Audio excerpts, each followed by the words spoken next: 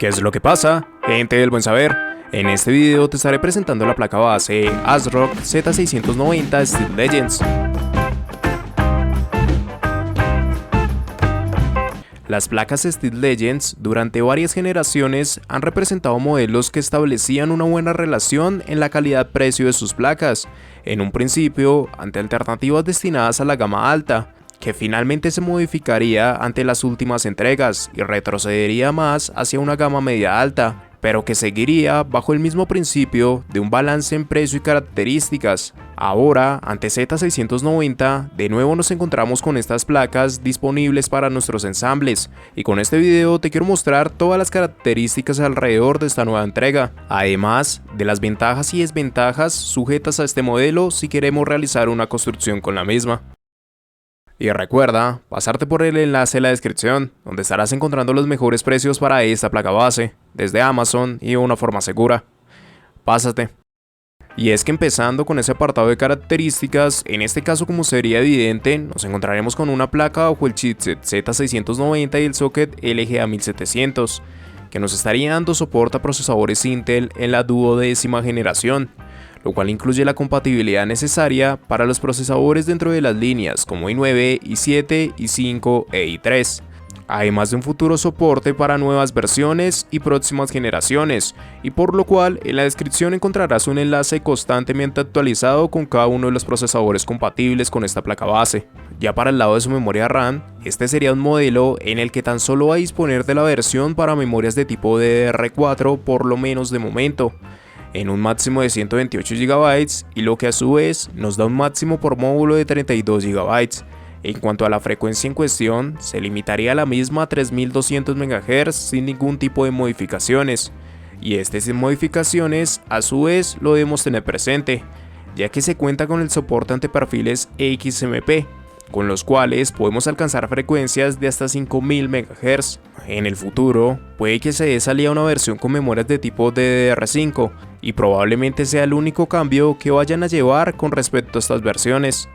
Y si es que nos situamos en su almacenamiento, en este caso contaremos con 8 puertos SATA de 6 GB por segundo, que pueden ser configurados en modo RAID 0, 1, 5 y 10. Adicional a eso encontraremos 3 M.2, donde el primer y tercer M.2 contarán con la compatibilidad para PCI Express 4.0, mientras que el segundo M.2 retrocedería hacia PCI Express 3.0, y adicional a esto incluiría la compatibilidad con SATA. En cuanto al formato, el primer M.2 dará soporte en tarjetas de formato desde el 2260 hasta el 2280, el segundo M.2 tendrá soporte en tarjetas desde el 2230 hasta el 2280, mientras que el tercer M.2 incluiría soporte en tarjetas de formato desde el 2242 hasta el 2210. En cuanto a sus puertos de expansión, se nos presentarían 3 PCI Express con formato X16, el principal dentro de estos incluyendo la compatibilidad en PCI Express 5.0, mientras que los 2 PCI Express restantes retrocederían a PCI Express 4.0 y 3.0 respectivamente, y a pesar de que se conserve el formato X16, en realidad estarán corriendo por 4. Adicional a esto se destacarían 2 PCI Express X1 3.0 y un M.2 de tipo KE. Cada una de esas características serían acompañadas junto al códec de audio ALC897, además de que si seleccionamos la versión Wi-Fi, se añadiría este conjunto a la tarjeta AX210, que nos va a suministrar desde Wi-Fi 6E hasta Bluetooth 5.2. Ya dentro de sus conexiones internas y fuera de un carácter común para el funcionamiento propio del sistema, podemos encontrar una conexión TPM, una conexión RGB, 3 conexiones de tipo ARGB, 5 conexiones híbridas para ventiladores externos o bombas de agua, una conexión adicional para bombas de agua, un encabezado de tipo Thunderbolt, 2 USB 2.0, 2 USB 3.2 de primera generación, y además de esto se estaría destacando un encabezado a USB tipo C 3.2 de segunda generación por 2, así como también para el lado de las conexiones externas se nos presentarían un puerto PC2 para teclados y ratones, 4 USB 3.2 de primera generación, un HDMI, un DisplayPort, 2 USB 3.2 de segunda generación, uno de tipo A y otro de tipo C, una conexión a RJ45 de 2.5 GB, una conexión para audio óptico, 5 conectores de tipo jack y además se estaría destacando la utilidad BIOS Flashback Button. Ya por último, nos encontraremos con un VRM que va a disponer de un total de 13 fases de alimentación, las cuales estarían completamente recubiertas por una disipación pasiva y planteadas ante una placa de formato de tipo ATX. Cada uno de estos apartados serían las características manejadas por parte de esta motherboard, donde en este caso sí se ve un distanciamiento fuerte de lo que antiguamente podía describir un modelo Steel Legends, ya que como tal no es una placa que vaya a competir frente a las gamas altas como Aorus Pro o F Gaming, sino que reduciría sus características y conservaría un precio para dar cercanía ante modelos como Aorus Elite, TUF y en cierta medida Torpedo, pero en este caso precisamente ante algunas disminuciones en características que no estuvieron acordes con el costo asignado a esta motherboard y que probablemente es el aspecto que más juegue en su contra, y por lo cual si esta opción no te llega a convencer por las características o precio planteado para la misma, en la descripción vas a encontrar un enlace con más posibilidades en placas base que se van a ajustar mejor a lo que tengas en mente. Entrega de energía. Uno de esos apartados donde se empieza a distanciar de las gamas altas precisamente se encontraría relacionado con su VRM, y aunque no se presenta como tal un mal diseño, pues en sí no es de lo mejor que se va a encontrar en el mercado. En específico se va a hablar de 13 fases de alimentación, 12 para su sub-core más una para su SoC. No es una mala cantidad, pero sí el estándar de modelos de entrada en Z690 y donde la gama alta va a disponer de una mayor cantidad. Cada una de estas serían manejadas por el controlador central de Retek RT3628AE con una capacidad de manejo de 8 fases de alimentación, lo cual precisamente va a describir el que se añade en realidad un diseño de riel dividido para la construcción de su VRM, desde el que consigue que una única señal pueda ser gestionada por 2 etapas bajo la misma potencia, lo cual en sí es una muy buena alternativa, pero sigue siendo mejor el optar por diseños directos. Además de esto, se acompañaría por los MOSFET de V-Shake SIG654 con una capacidad de hasta 50 A y que en teoría deja un total de manejo por parte de su sub-core de hasta 600 A.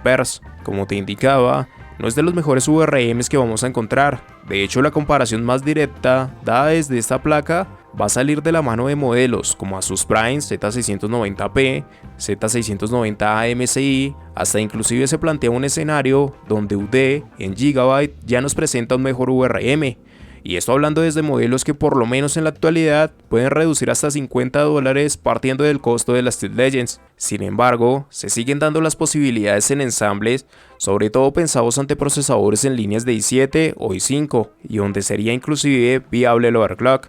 El querer escalar hacia i9 es factible en stock, pero a su vez es algo absurdo, y donde evidentemente encontraremos más modelos preparados para este tipo de procesadores. Y así, como cada una de estas características nos plantean una placa base con muy buenas prestaciones para realizar nuestros ensambles, de igual manera el reconocer aquellas ventajas que nos puede plantear es un apartado fundamental, por lo cual estos serían algunos de esos puntos que jugarían a su favor. Muchas de las ventajas que se pueden reconocer desde esta placa son en algunos casos dadas por el chipset, por ejemplo, ante el salto referente hacia PCI Express 5.0 y disponible ante su PCI Express X16 principal, además de la redistribución si es que añadimos más tarjetas en Crossfire, y que también darían la posibilidad de ser utilizadas con PCI Express 5.0 desde los 2 PCI Express adicionales en formato X16, aunque desde otro lado también nos encontramos con mejoras referentes por ejemplo en sus M.2, al estar añadiendo 3 de estas conexiones, y donde 2 de las mismas van a disponer no tan solo de una disipación sino también del soporte para PCI Express 4.0, y que en relación a esto también se atribuye el que esté incluyendo 2 puertos SATA adicionales de lo estándar planteado por este tipo de placas,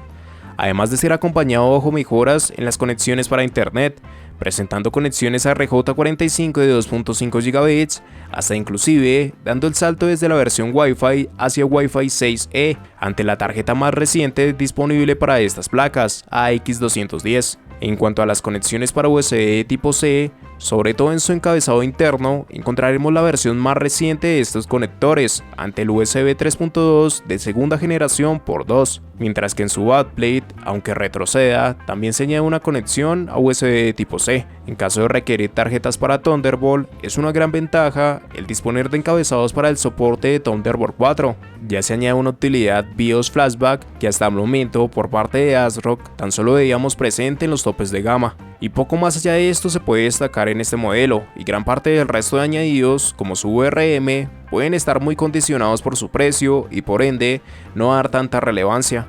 Aunque de igual manera, a pesar de que se añaden una gran cantidad de ventajas para este modelo, a su vez no es un modelo que vaya a estar excepto de contener algunas desventajas, por lo cual estos serían algunos de esos puntos que no jugarían tanto a su favor.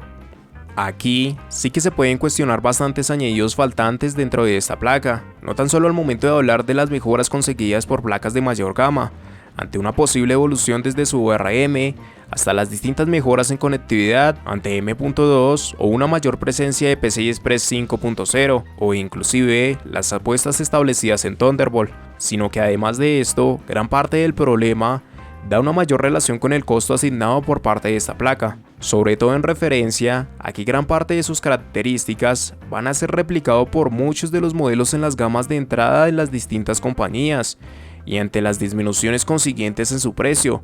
el que no dieron un cuarto M.2 como su competencia, hasta inclusive la disipación para estos, un codec de audio más reciente, un VRM más acorde con lo manejado por parte de sus rivales, es una gran cantidad de añadidos que no corresponden ni al precio ni al modelo en cuestión que se ha ido representando con Steel Legends, donde si bien desde las pasadas generaciones ya se daba un indicio de no ser una placa a comparar con modelos como Aorus Pro o Tomahawk, sino mayormente pensado hacia líneas inferiores a esta. La cuestión es que ahora en Z690 seguiría retrocediendo, pero su precio no haría una reducción acorde con las características incluidas, y esto inclusive fuera del que no se añade un modelo para DDR5, o el que a pesar de que no se dé un fuerte apartado en conectividad, cuente con problemas en anchos de banda compartido entre conexiones, ya que el segundo M.2 compartiría ancho de banda con el puerto SATA 7, lo que a la final lleva a que la disminución en su precio es gran parte del problema central de esta placa, y donde muchas de las alternativas desde distintas compañías serían más acordes con el costo planteado. En conclusión, desde la pasada generación, las placas Steel Legends darían un distanciamiento de lo que representaba antiguamente este tipo de modelos. Ya no se trataría de una placa que directamente esté compitiendo con la gama alta, NF Gaming, Aorus Pro o Tomahawk, sino más una alternativa pensada para rebatir a TUF, Aorus Elite o Gaming Plus, y que a la final, por ejemplo con Z690, funcionaría, puesto que el precio tras esa disminución en características también se vería reducido, pero ahora desde Z690 de nuevo volvería a reducir sus características. Ahora es un modelo que describe apartados aún por debajo de Gaming Edge, algo que en sí no estaría mal si la reducción de estas características fuera acorde con el precio asignado, pero no es así. Placas como Aorus Elite consiguen dar precios muy similares al de estas Steel Legends, y ante todas las mejoras que supone una placa de estas, mucho de esto realmente no tiene sentido. Puede que en el futuro se dé una reducción de su precio, pero actualmente no es para nada un modelo recomendado, y hasta que el mismo no dé un costo por debajo de lo establecido por parte de placas como Gaming Edge, no cobra ningún sentido el obtener esta motherboard, partiendo de que muchos de sus añadidos son descritos por gamas de entrada como Z690A de MSI, Z690P de Asus, hasta UD de Gigabyte, y donde lo único que puede rebatir a favor de Steel Legends sería una segunda disipación para M.2 y las mejoras en la conectividad inalámbrica, que para nada logran representar el impacto en el costo de este modelo. Y recuerda pasarte por el enlace de la descripción, donde estarás encontrando los mejores precios para esta placa base desde Amazon y de una forma segura. Pásate.